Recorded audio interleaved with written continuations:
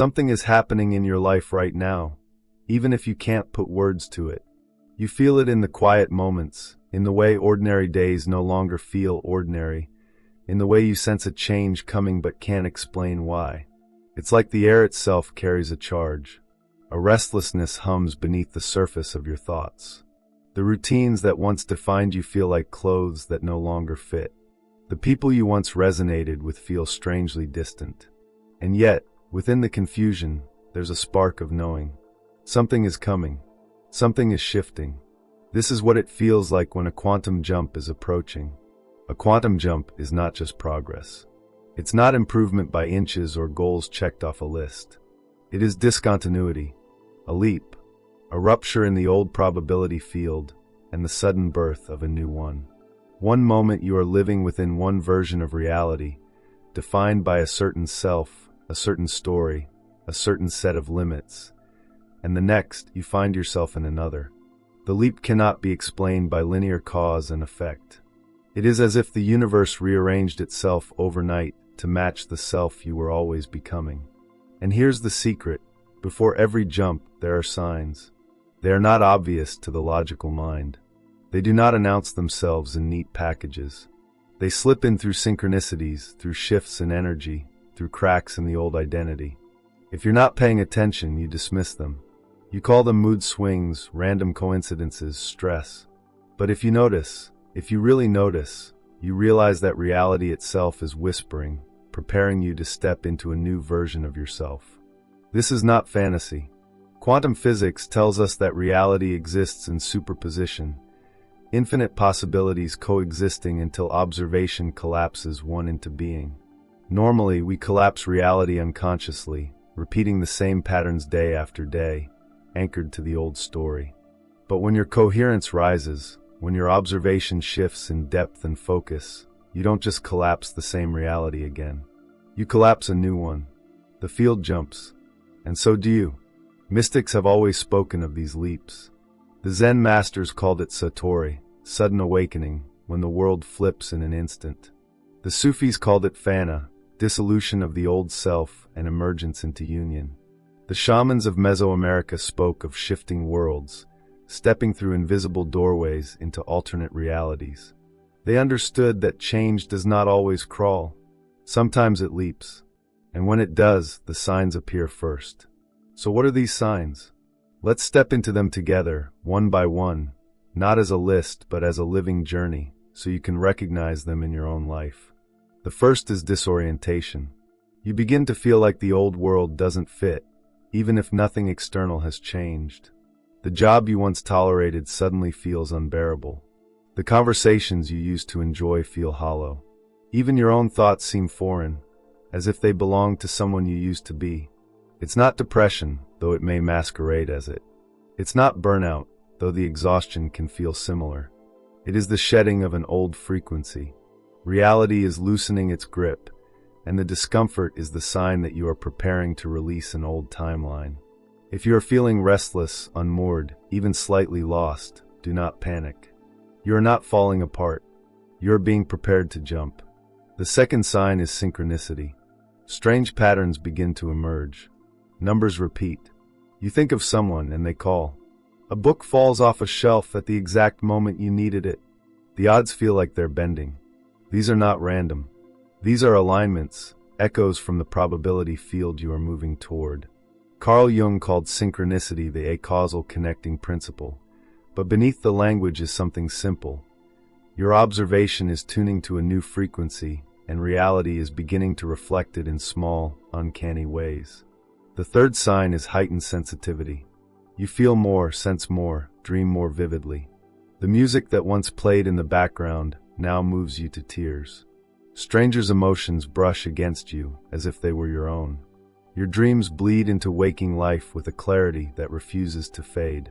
You may feel overwhelmed at times, as if your skin has thinned. But this sensitivity is not weakness. It is expansion. The old boundaries of perception are dissolving, so you can notice the signals from the new field you are stepping into. And here's the paradox. The logical mind often fights these signs.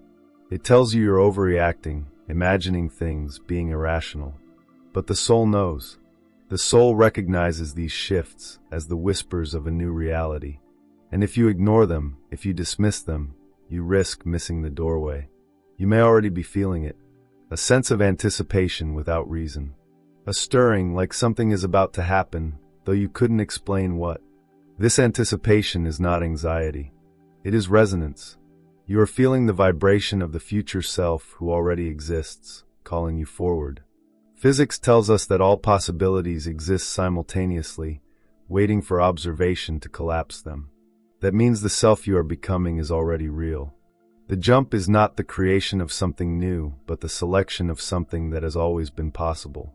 And the signs are simply the bleed-through, the hints that your observation is shifting, tuning to a higher coherence, preparing to lock onto the new timeline. This is why it is so important not to ignore these signals. Because when you honor them, you amplify them. When you dismiss them, you delay the leap. The universe is speaking in symbols, and your attention is the translation. So if you are restless, if synchronicities multiply, if your sensitivity is rising, if you feel like you're walking between two worlds, trust it. You are not broken. You are not lost. You are standing at the threshold of a quantum jump. And what comes next will show you how to walk through that threshold, how to embody the new observation fully, how to let the old identity dissolve without fear, how to step into the field as the architect rather than the prisoner. Because the signs are only the beginning. The real transformation comes when you recognize them, align with them, and say yes. When the signs begin to multiply, something curious happens. Your old reality starts to glitch. You may notice conversations repeating themselves, as if the script of life is stuttering. You may feel déjà vu, standing in a moment that feels impossibly familiar, though you know you've never been there before. Time seems to stretch or collapse, hours vanish or drag. These distortions are not mere tricks of the brain. They are evidence that your consciousness is loosening its grip on one version of reality and preparing to step into another. This is where quantum physics provides a mirror for experience. In the double-slit experiment, particles act like waves of probability, existing in all potential states at once. Only when observed do they choose a location, collapsing possibility into form. But what happens when the observer changes? What happens when the one doing the observing begins to shift their state of consciousness? The collapse changes too. The new observation locks into a new version of reality. And at the edge of that shift, the world flickers, because you are in between.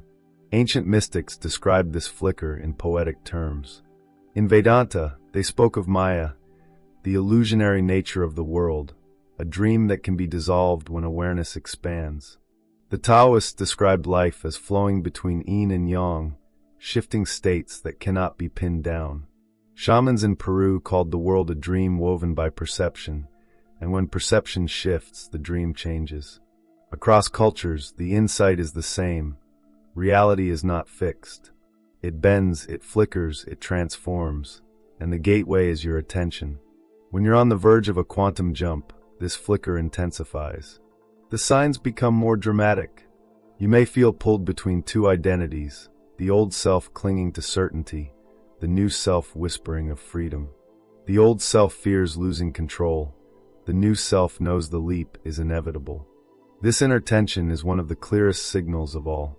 It feels like being stretched between timelines, because in a sense you are. And then come the external disruptions. Unexpected endings, opportunities appearing out of nowhere, people exiting your life abruptly, sometimes with drama, sometimes with silence. Doors you thought were permanent slam shut. At first, it may feel like loss, but step back and you see the pattern. Reality is rearranging itself to make room for the leap. The quantum field cannot support the new timeline if it is still cluttered with the attachments of the old one. So it clears them, often with startling efficiency. This is why many people feel like everything is falling apart before a breakthrough. The job collapses. The relationship ends. The plans unravel. But what seems like destruction is actually recalibration. The old scaffolding has to fall so that the new architecture can appear. Science has a word for this kind of disruption: phase transition. Water does not gradually become steam.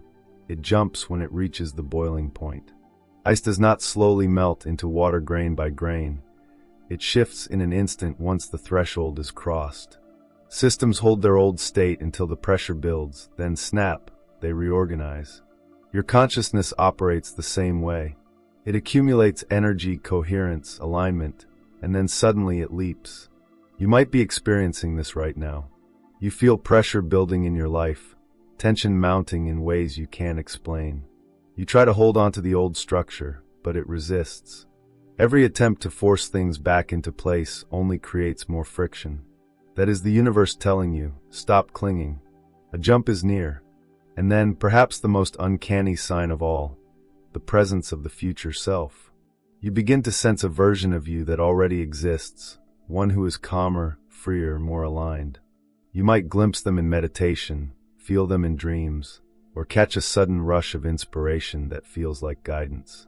Sometimes it comes as intuition so sharp it startles you, the voice that says turn here or call them now, and when you listen, synchronicity unfolds. Other times it arrives as an inexplicable peace, as if something in you already knows the outcome is assured. This is not imagination. It is resonance. You are feeling the pull of the probability field you are about to enter, the echo of the self who already stands there. At this stage, reality tests you. The old timeline will throw up distractions, temptations, and fears designed to pull you back. You might find yourself doubting, questioning if you're delusional, wondering if you should just play it safe and return to the known. But this resistance is itself a sign. The old field fights to hold you only when you are close to leaving it. The question becomes, where will you place your observation? Will you collapse reality back into the old story, or will you hold steady, coherent, focused on the self you are becoming? This is where practice matters. The signs are not simply curiosities to notice. They are invitations to act differently. When synchronicity appears, do you brush it off or lean in with curiosity? When endings come, do you cling in fear or trust the clearing? When the future self whispers, do you ignore it as fantasy or respond with faith? Your choices in these moments amplify or delay the leap. Imagine the jump as a doorway. The signs are the glowing edges around the frame, signaling that the door is real and ready. But the choice to step through requires awareness, courage, and surrender. Awareness, so you don't dismiss the signs. Courage, so you don't retreat into the old. Surrender, so you allow the new field to pull you in without forcing or controlling. And here's the paradox. You don't make the jump happen. You allow it. You stop resisting. You stop collapsing the old story over and over. And instead, you let your observation rest in the frequency of the new. That is when the field does the rest. Perhaps you are already there. Perhaps the flicker is so strong that you can barely deny it anymore. If so, trust it. If not, remember this. The signs will keep coming until you cannot ignore them. Reality is patient, but it is also relentless. The field wants coherence. Your soul wants expansion. The leap is natural. So don't ask, will it happen? Ask instead, am I willing to notice? Because once you do, the question of the jump is not if, but when. And in the next stage of this journey, you'll see how to anchor yourself in coherence, how to ride the signs instead of fearing them, and how to step consciously into the new reality waiting for you. When the signs appear, most people do exactly the opposite of what will help them. They resist. They tighten their grip on the old story. They cling to the job that no longer fits, the relationship that no longer flows, the identity that no longer resonates. They mistake disorientation for failure, endings for punishment, synchronicity for coincidence. And so the signs pass like whispers in the night, dismissed and forgotten, until the field quiets again and the leap is postponed. But you are here because you sense something different. You feel the truth that these signs are not random. They're invitations. The question is not whether they're happening. It's whether you will engage with them consciously. Because the moment you do, you stop being a passive passenger and become a navigator of the field. So what does it mean to engage? First, it means paying attention without judgment. When you feel disoriented, don't label it as wrong. See it as a signal. Your old reality is cracking, which means space is opening for the new. When synchronicity erupts, don't dismiss it as coincidence. Treat it as guidance.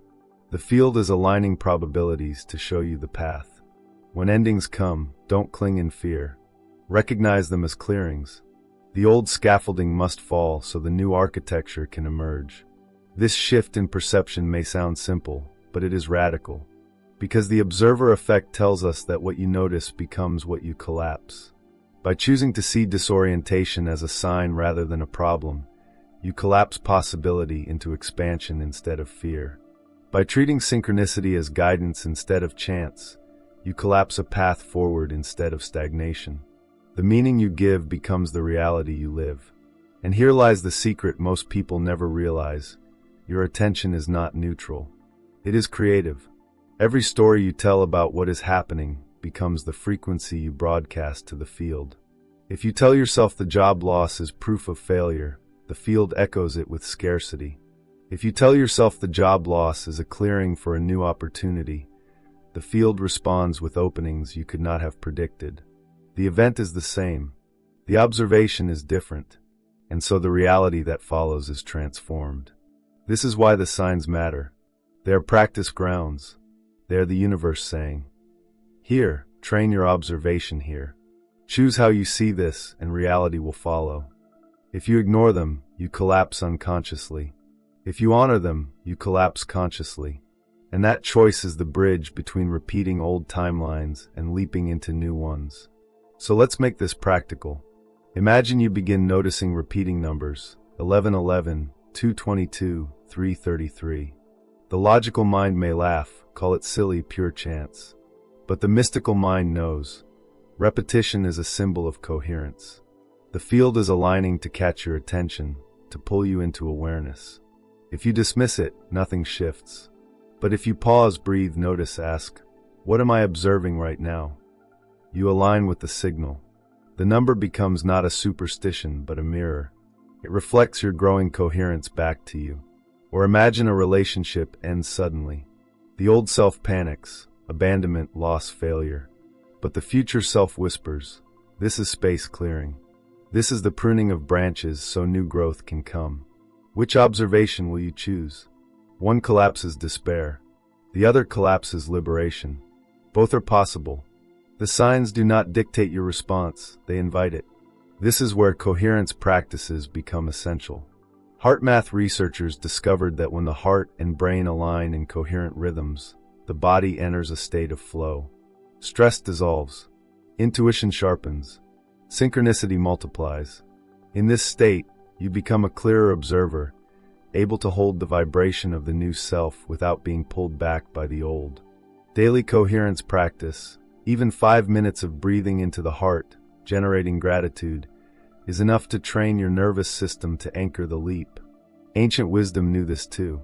The Egyptians practiced heart-centered meditation to commune with the divine. The yogis of India tuned the breath to align the body and mind with higher consciousness. The I Ching guided seekers to flow with synchronicity rather than fight it. Across cultures, the message is the same. Coherence is the gateway. Another tool is the reality audit. At the end of each day, pause and reflect. What did I observe into existence today? Where did I collapse fear? Where did I collapse coherence? This practice isn't about shame, it's about awareness. Because once you see your observation clearly, you can choose differently tomorrow. Awareness is the first step of liberation. And perhaps the most powerful practice of all is becoming the silent observer. This is not withdrawal from life, but a shift in posture. Instead of being swept into the drama of every event, you step back into awareness. You notice thoughts without fusing with them. You witness emotions without drowning in them. In this silence, you regain your power of observation. You stop collapsing chaos unconsciously and begin collapsing clarity. When you live this way, the signs no longer feel like accidents. They become guideposts. Disorientation becomes proof that the old is dissolving. Synchronicity becomes confirmation that the new is forming. Sensitivity becomes awareness of the signals. Endings become openings. Dreams become previews of the timeline ahead. And the presence of your future self becomes your compass. And then something remarkable happens. The signs that once seemed strange become normal. Synchronicities multiply until they are daily. Intuition sharpens until it feels like a second sense. Reality reorganizes so quickly you no longer doubt the jump is coming. The signs are no longer subtle whispers. They are the very language of your life. This is the threshold moment. This is where the leap is imminent.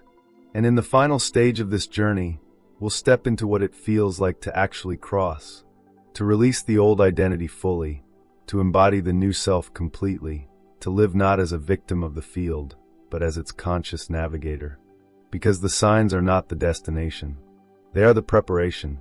The destination is the jump itself, and the new you waiting on the other side. There comes a moment when the signs are no longer subtle, when the whispers grow into a roar, and you realize the jump is no longer ahead of you. It is here. The disorientation peaks, synchronicities converge, endings crystallize, intuition sharpens into clarity. You feel the presence of the future self not as a distant echo, but as a living presence. And then, like lightning in the night sky, the shift happens. Sometimes it is dramatic, an event, a revelation, a sudden release that flips your world. Sometimes it is quiet, a single choice, a breath, a surrender that tips the scale. But however it comes, the result is undeniable. You're no longer the same. The story you carried dissolves, and a new one takes root. The leap is complete. From the outside, it may not look spectacular. Perhaps the world still looks like yesterday's world. But inside, everything has changed. You feel lighter, freer, more aligned. The same problems no longer hook you. The same fears no longer paralyze you. The same limitations no longer define you. This is the essence of a quantum jump. External reality catches up to internal coherence.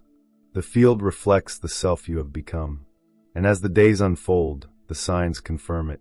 New opportunities appear, seemingly from nowhere. People who match your new vibration enter your life. Old dynamics fade with surprising ease.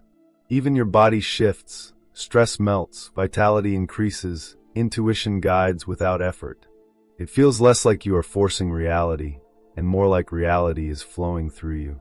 You are not pushing against the current. You are the current. This is where identity transforms. You are no longer the victim of circumstance. You are the observer who collapses reality into being. You are no longer the seeker looking for proof. You are the silent architect who knows the field responds to observation. You are no longer asking, "Why is this happening to me?" You are declaring, "I choose what I observe and reality mirrors it." This is the shift from unconscious creation to conscious manifestation. From repeating the old timeline to choosing the new. From being trapped in cause and effect to living in what quantum thinkers call causeless creation. The sudden appearance of new realities not through struggle, but through coherence. And yet, with this power comes responsibility. To live in this awareness is to take radical ownership of your observation. It means you cannot blame others for the story you collapse. You cannot hide in victimhood when the field simply echoes your frequency. But far from being a burden, this ownership is liberation. Because if you created the old story unconsciously, you can create the new one consciously. If your observation once trapped you, it can now free you. This is the adventure waiting for you every single day. Each morning you wake is a new field of probability. Each thought, each emotion, each focus of attention is an act of observation.